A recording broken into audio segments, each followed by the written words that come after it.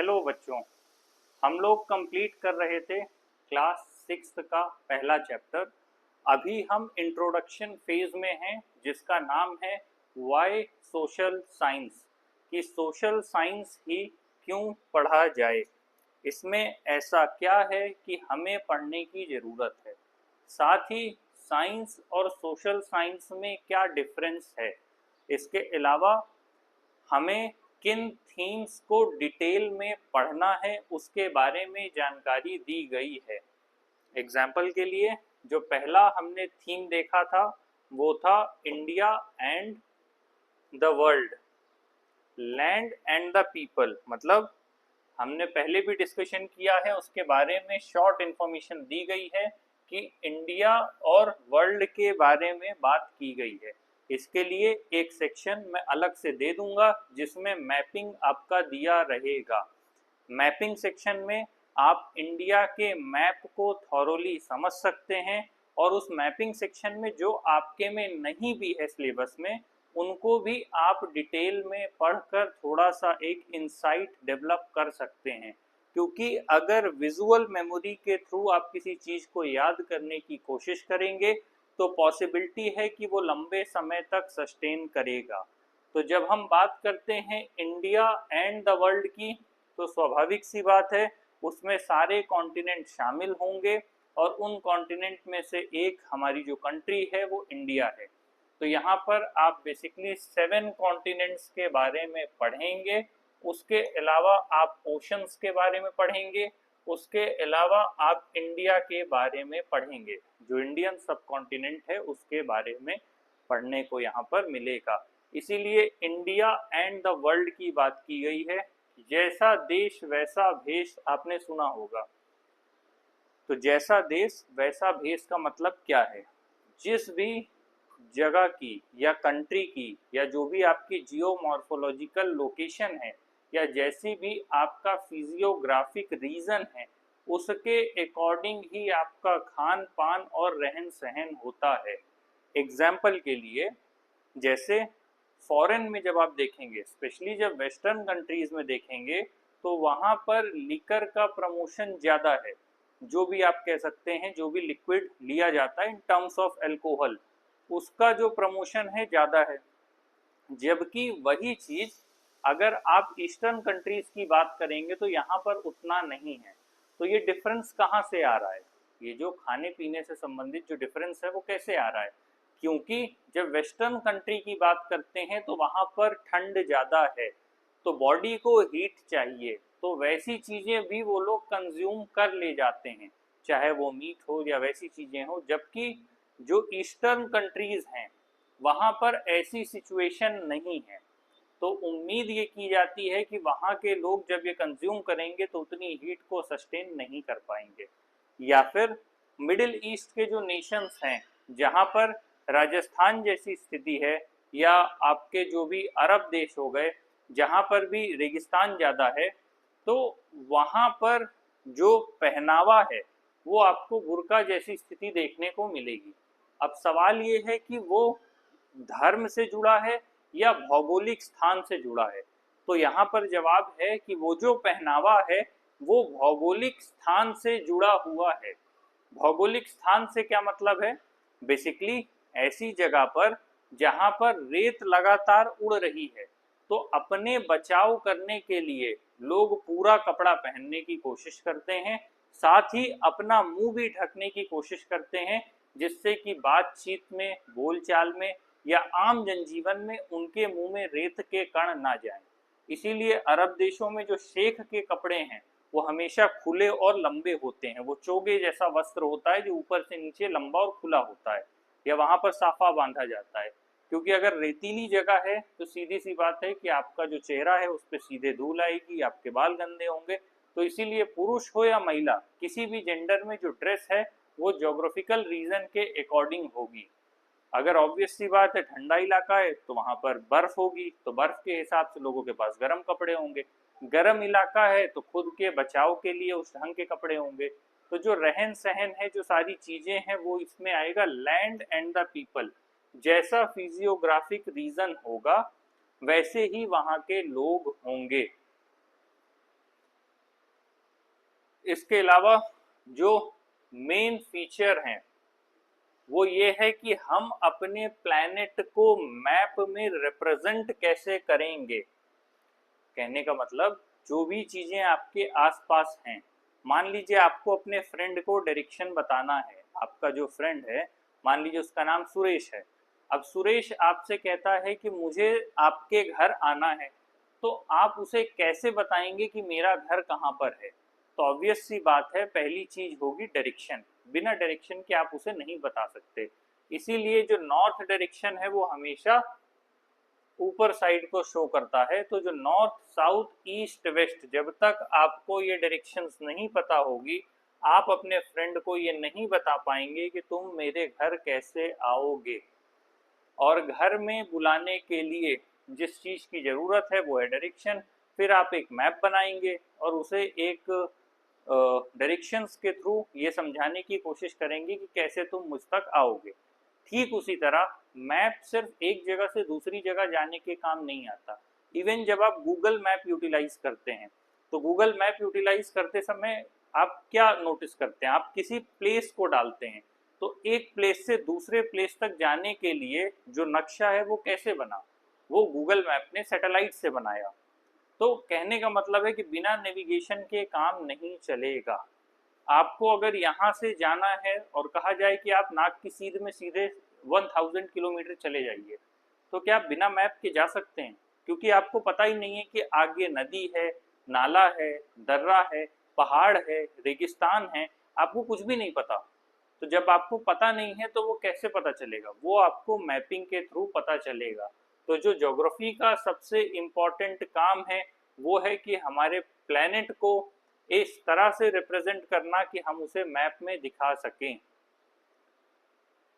और बात यह है कि आज के समय में ये थीम इम्पोर्टेंट क्यों है, जबकि आज हम लोग इजीली अच्छे से अच्छा मैप मोबाइल फ़ोन पर ले सकते हैं।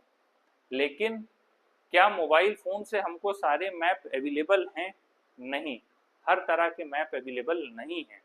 ये उतनी ही जगह तक के लिए आपको अवेलेबल मिलेंगे जहाँ पर नेविगेशन से फ़ायदा है।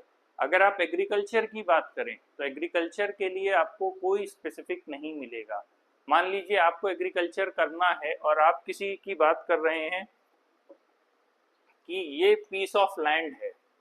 अब इस पीस ऑफ लैंड को अगर आप इस ढंग से डिवाइड कर रहे हैं, तो इस पीस ऑफ लैंड पे कहाँ पर किस तरह की सॉइल मिलती है और वो सॉइल फर्टाइल है या नहीं है, इस बात का पता आपको कैसे चलेगा? वो तभी चलेगा जब आप इसके लिए अलग से मैप बनाएंगे।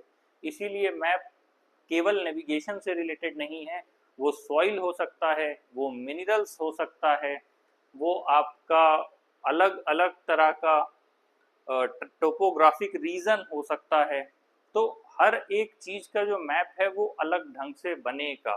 तो इसीलिए मोबाइल फोन के एरा में भी इम्पोर्टेंस अभी भी बनी हुई है। मान लीजिए रेनफॉल का डिस्ट्रीब्यूशन आपको समझना है, तो वो रेनफॉल का डिस्ट्रीब्यूशन आप कैसे समझेंगे? वो आप मैप के थ्रू ही समझ पाएंगे। लेकिन उसके लिए पहले आपको रेनफॉल अलग अलग एरिया की मेजर करनी होगी और उसके हिसाब से मैप बनाना होगा। तो मोबाइल होने के बाद भी हर तरह के मैप आपको अवेलेबल नहीं मिलेंगे, वो सब आपको ज्योग्राफी में ही देखने को मिलेगा। इसीलिए अभी भी इसकी इम्पोर्टेंस बनी हुई है। साथ ही जो ओशंस हैं, माउंटेन्स हैं और रिवर्स हैं, ये सब के सब जो कि एक सिविलाइजेशन को शेप करने का काम करते हैं। ठीक है, हम पहले भी बता चुके हैं और आगे भी पढ़ेंगे कि हमेशा जो भी सिविलाइजेशन डेवलप होती है वो नदियों के किनारे ही होती है, क्योंकि मैदानी भाग में ज़्यादा से ज़्यादा रिसोर्सेज अवेलेबल होते हैं। तो इसीलिए इन सब चीज़ों के मिलने से ही सिविलाइजेशन बनती है।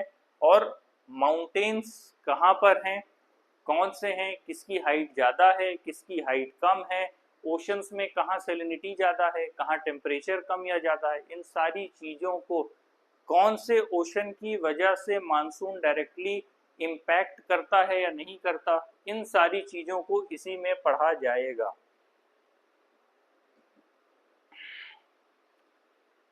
साथ ही इसने किस तरह से इंडिया को इम्पैक्ट किया, या जो हमारी नेचुरल सेटिंग है उसने हमारी एंशियंट सिविलाइजेशन को एक यूनिक आइडेंटिटी कैसे प्रोवाइड की, ये सारी चीज़ें हम ज्योग्राफी में पढ़ेंगे। इसीलिए जो ज्योग्राफी की थीम है वो इम्पोर्टेंट हो जाती है। दूसरा हमारा जो थीम की बात किया गया है वो थीम है tapestry of the past. Tapestry का क्या मतलब है? टेपेस्ट्री का मतलब है एक ऐसा कैनवस जिस पे आप इजीली कुछ भी बना करके उसकी पिक्चर आप टांग सकते हैं दीवार पे। और कभी कभी ये एक हिस्टोरिकल नैरेटिव होता है। कहने का मतलब, आपको एक कैनवस दिया गया, एक वाइट कैनवस जिस पे आप कुछ भी बना सकते हैं, तो आप क्या बनाएंगे? हो सकता है एक तस्वीर हो जो लाल किले की हो, उसमें झंडा फहरा रहा हो और वो आज़ादी की तस्दीक करती हो कि भारत आज़ाद देश हो गया है, वहाँ पर भारत का तिरंगा है। तो जो ये कैनवस आप बना के अपनी दीवार पे टांगेंगे, तो ये हमारे अतीत की किस बात की झलक दिखा रहा है, ये बात आती है, या फिर किस तरह का हिस्टोरिकल नैरेटिव सेट किया जा रहा है। तो टेपेस्ट्री ऑफ द पास्ट का मतलब है, क्योंकि जब भी हम अतीत को जानने की कोशिश करते हैं तो अतीत विभिन्न सोर्सेस या अलग अलग स्रोतों से हम तक आता है। तो जब उन स्रोतों को हम आपस में जोड़ते हैं तो एक तरह का नैरेटिव या पिक्चर बनता है।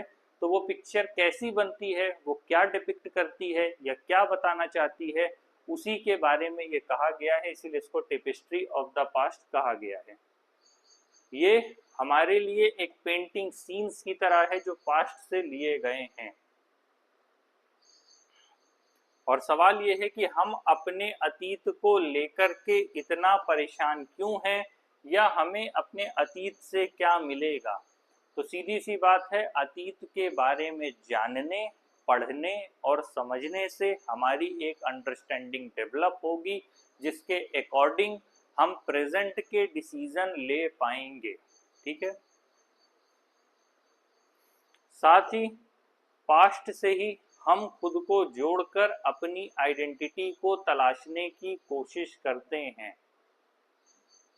और हमेशा जब हम हिस्ट्री की बात करेंगे तो ये सिर्फ डेवलपमेंट की बात नहीं होगी, बल्कि उस ड्यूरेशन में होने वाली अच्छी और बुरी घटनाओं का एक पुंज होगा, एक समावेश होगा। यह सबको इकट्ठा करके दिखाएगा। ऐसा नहीं है कि ये सिर्फ डेवलपमेंटल एस्पेक्ट को ही शो कर रहा है।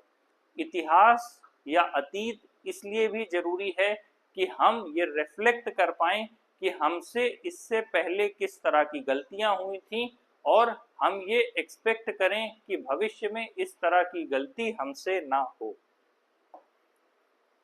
तीसरा है our cultural heritage and knowledge traditions. तो कल्चरल हेरिटेज से क्या मतलब है, इसके लिए आप एक वीडियो है समाज एवं संस्कृति में क्या डिफरेंस है, तो जहाँ पे भी कल्चर वर्ड आएगा तो आपको डील करना ही पड़ेगा। तो उस वीडियो को एक बार देख लें तो थोड़ा क्लैरिटी आपको मिल जाएगी। इसीलिए बात किया है our cultural heritage and knowledge traditions. India का जो भी एंशियंट कल्चर है वो काफ़ी रिच रहा है, चाहे वो वेद की बात हो, पुराण हो, महाभारत हो, रामायण हो, रामचरितमानस हो, भगवत गीता हो। इन सभी चीज़ों की अगर बात करें तो ये सब के सब नॉलेज ट्रेडिशंस में आएंगे, और हमेशा से इंडिया की कल्चर को इनरिच करने का काम करते रहे हैं। यहाँ तक कि लंबे समय में ये दावा भी किया जाता रहा है कि जितनी भी विज्ञान के खोज हुए हैं उनकी जड़ कहीं ना कहीं भारत के प्राचीन हिस्सों में मिलती है, या प्राचीन काल में वो सारी बातें किताबों में लिखी जा चुकी हैं।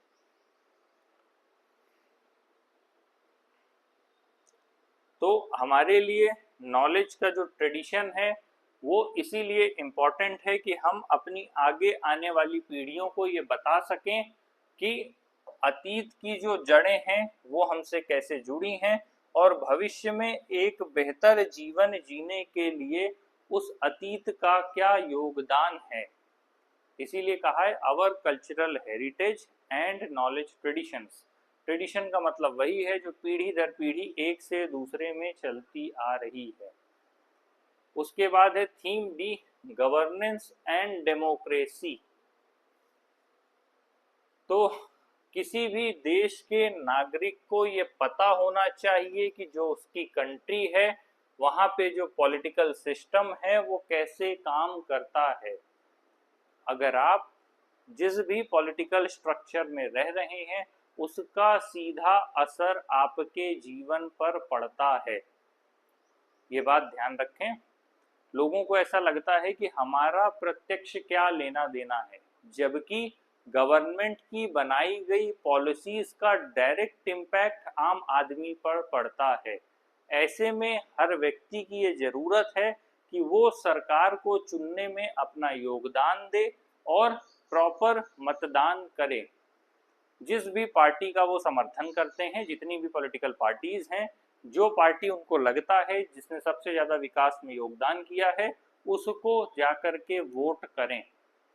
तो स्वाभाविक सी बात है आपको अपना पॉलिटिकल फंक्शन पता होना चाहिए कि ये किस तरह का है। और अगर डेमोक्रेसी है तो यहाँ पर जो हमारे नेता हैं उनको चुनने की किस प्रक्रिया का प्रयोग किया जाता है, जैसे कि राष्ट्रपति का चुनाव कैसे होता है, प्रधानमंत्री का चयन कैसे होता है, मंत्रिमंडलीय समिति कैसे बनती है, उसके माध्यम से केंद्र और राज्य सरकार में क्या फर्क है, केंद्र और राज्य सरकार में अगर अलग अलग सरकार है तो कैसे काम होता है, केंद्र और राज्य में अगर दोनों एक ही सरकार है, डबल इंजन की सरकार है, तो उसका क्या फायदा होता है। तो इन सारे तथ्यों को आप तभी पढ़ पाएंगे जब आप अपने देश के पॉलिटिकल सिस्टम और फंक्शन से परिचित होंगे।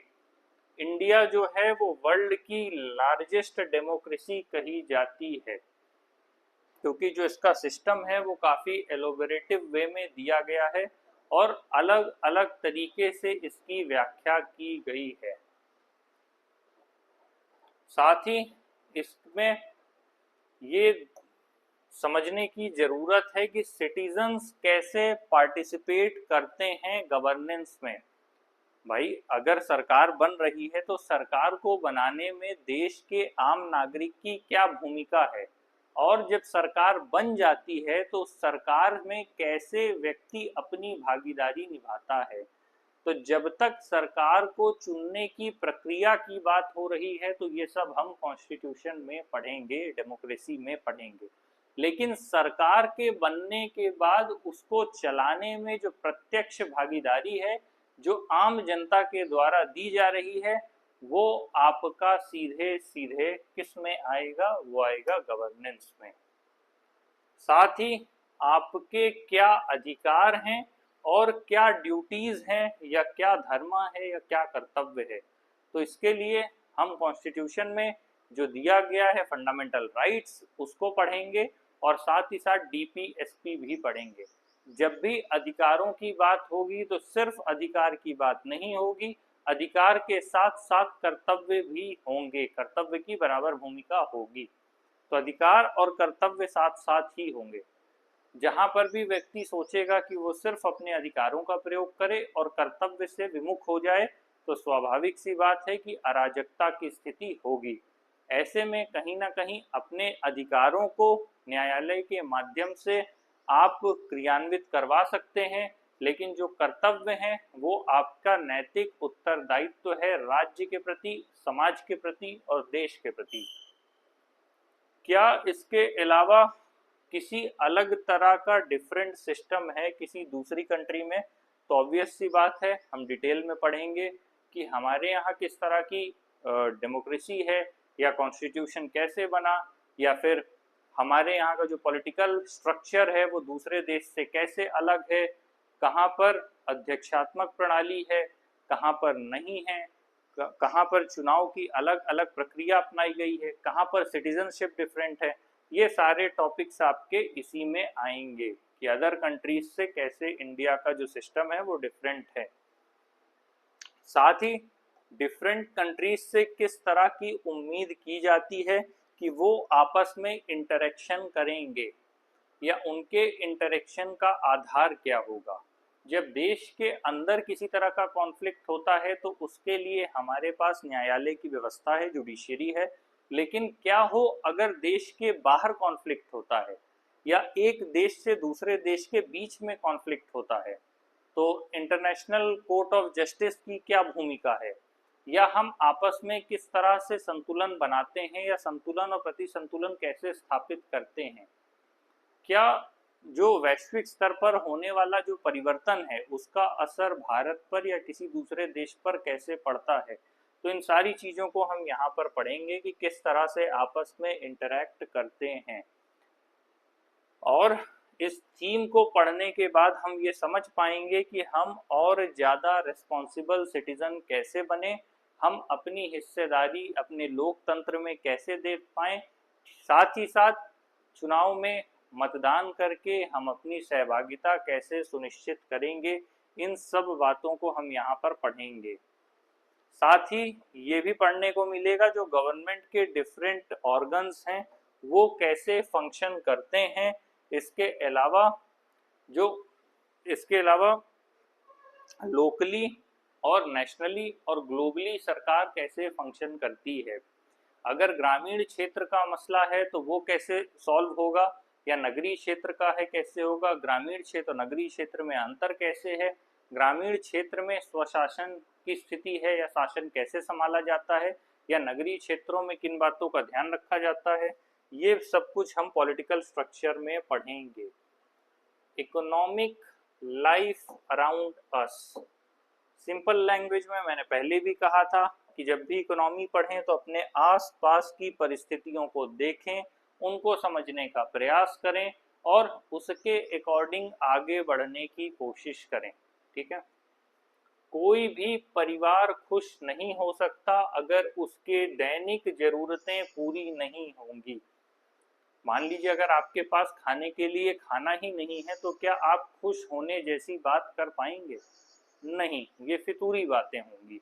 आपके लिए जितनी भी एब्स्ट्रैक्ट कॉन्सेप्ट्स हैं और जितने भी आपकी मेंटल एक्सरसाइज है और जितनी भी आपकी मेंटल स्टिमुलेशन की सिचुएशन है वो सब की सब तभी शुरू होती हैं जब आपका पेट भरा होता है। किसी भी विचारधारा की बात तभी तक सही या गलत लगती है जब आपका पेट भरा होता है।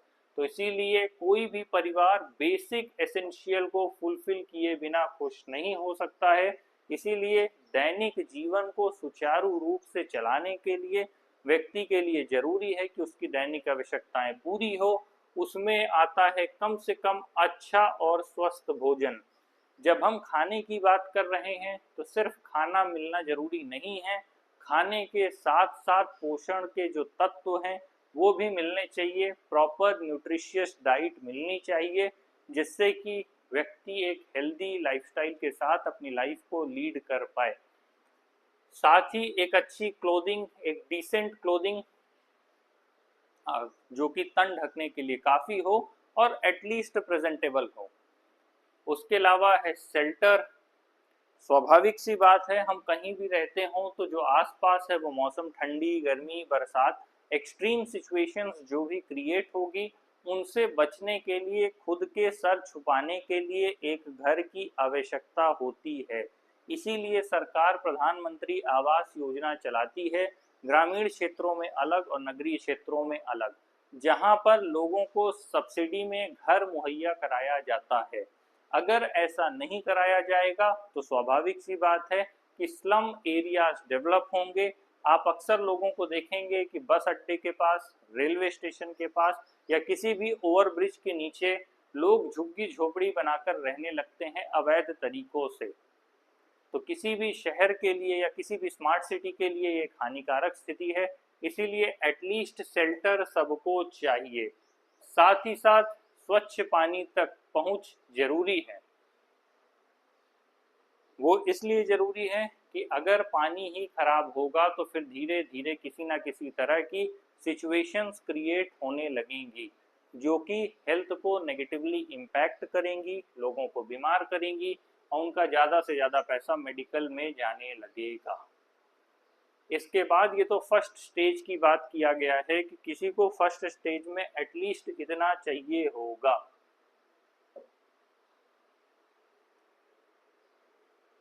फर्स्ट स्टेज में एटलीस्ट इतने की ज़रूरत है। फिर जब हम सेकेंड स्टेज की बात कर रहे हैं तो livelihood for adults and access to education for the younger ones. हम ये उम्मीद करते हैं जब रोटी कपड़ा मकान जैसी जो सुविधाएं हैं वो व्यक्ति को मिल जाएंगी तो उसके बाद जितने भी लोग वयस्क हैं उनको काम मिले, उनको प्रॉपर इनकम का सोर्स मिले। इनकम का सोर्स मिलने के साथ साथ जो उनके बच्चे हैं, जो भी आने वाली युवा पीढ़ी है, उनको पढ़ने लिखने के साधन मुहैया हों। कहने का मतलब है कभी कभी बच्चों आपको लगता होगा कि हमको क्यों ये पढ़ना पड़ रहा है, क्यों इन किताबों को पढ़ रहे हैं, क्यों हम मास्टर को सुन रहे हैं, लेकिन यकीन मानिए आपके जीवन को बदलने का रास्ता इन किताबों से होकर ही जाता है। इसीलिए इनको अच्छे से पढ़िए, ये जीवन में आपके काम आएंगे। साथ ही कोई भी समाज अराजकता से मुक्त नहीं हो सकता यदि उसकी जो इकोनॉमी है वो बेहतर नहीं होगी। अगर लोगों के बीच रोटी कपड़ा मकान जैसी मूलभूत आधारभूत सुविधाएं भी नहीं होंगी तो एक दूसरे से छीनने की भावना, अराजकता और अपराध की स्थिति समाज में जन्म लेगी।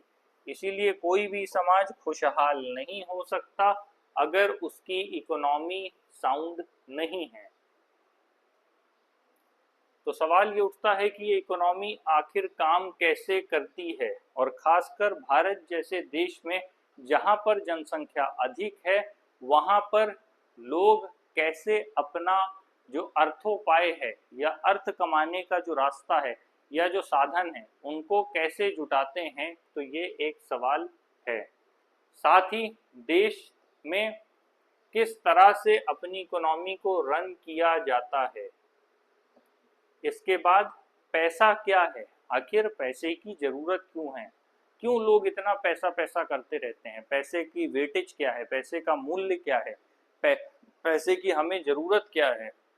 इन सारी चीज़ों का जो अध्ययन है वो हम इकोनॉमिक्स में करेंगे। ये पैसा आखिर हमारे पास आता कहाँ से है, क्या करने से हम तक पैसा आता है, या हम ऐसा क्या करें कि जिससे हमारे पास और ज़्यादा पैसा आए, कौन सी एक्टिविटी से कम या ज़्यादा पैसा आता है, ये सब का सब इसी में आएगा। किस इकोनॉमिक एक्टिविटी में खुद को इंगेज करना जरूरी है, हम कौन सा ऐसा काम करें। अगर हम पढ़ रहे हैं, पढ़ने का हमारा पर्पस क्या है, पढ़ने का हमारा पर्पस है कि हम अपनी इकोनॉमी को बेटर कर पाएँ या फिर हम अच्छे से अच्छी लाइफस्टाइल को डिजर्व कर पाएँ। तो आखिर हम जो पढ़ाई कर रहे हैं उसके बाद क्या प्रोफेशन चुनें, उस प्रोफेशन से कैसे पैसा आएगा या किस हद तक चीज़ें जो हैं परिवर्तित होंगी, वो सब कुछ इसी में आएगा कि हम क्या इकोनॉमिक एक्टिविटी का चुनाव करें। हमारे नेचुरल और मैन मेड या जो ह्यूमन रिसोर्सेज हैं उनको हम सबसे अच्छे तरीके से कैसे मैनेज कर सकते हैं।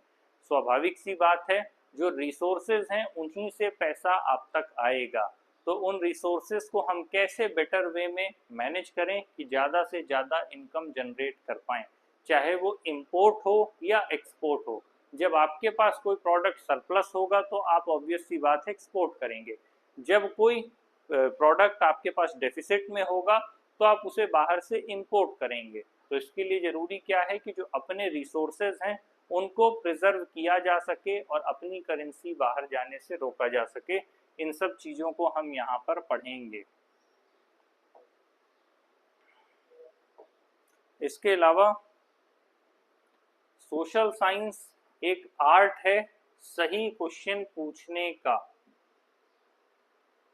जब आप इन चीज़ों को डिटेल में पढ़ेंगे, इस मल्टी डिसिप्लिनरी अप्रोच को पढ़ेंगे, तब आप सही ढंग से लोगों से सवाल पूछने में सक्षम हो जाएंगे। अपने जो आसपास के लोग हैं उनसे, या जिस स्ट्रक्चर में आप रह रहे हैं उनसे, या जिस तरह की इकोनॉमी आपको जनरेट करनी है उसके लिए।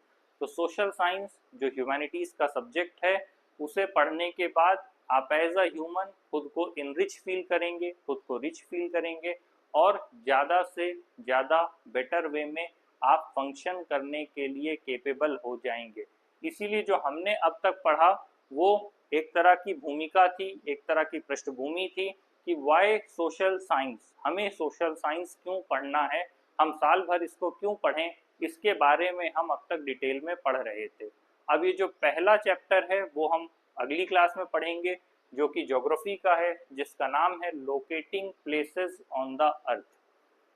तो अभी के लिए इतना ही, हमने पूरा कंक्लूड कर लिया कि why social science, social science और साइंस में क्या डिफरेंस है, सोशल साइंस को कैसे अप्रोच करना है, सोशल साइंस के अंदर किन किन थीम्स का हमें डिटेल में अध्ययन करना है, ये सारी चीज़ें हमने अब तक समझ ली। उम्मीद है कोई डाउट नहीं होगा। बाकी हम अगली क्लास से ज्योग्राफी का पहला चैप्टर स्टार्ट करेंगे। Thank you very much.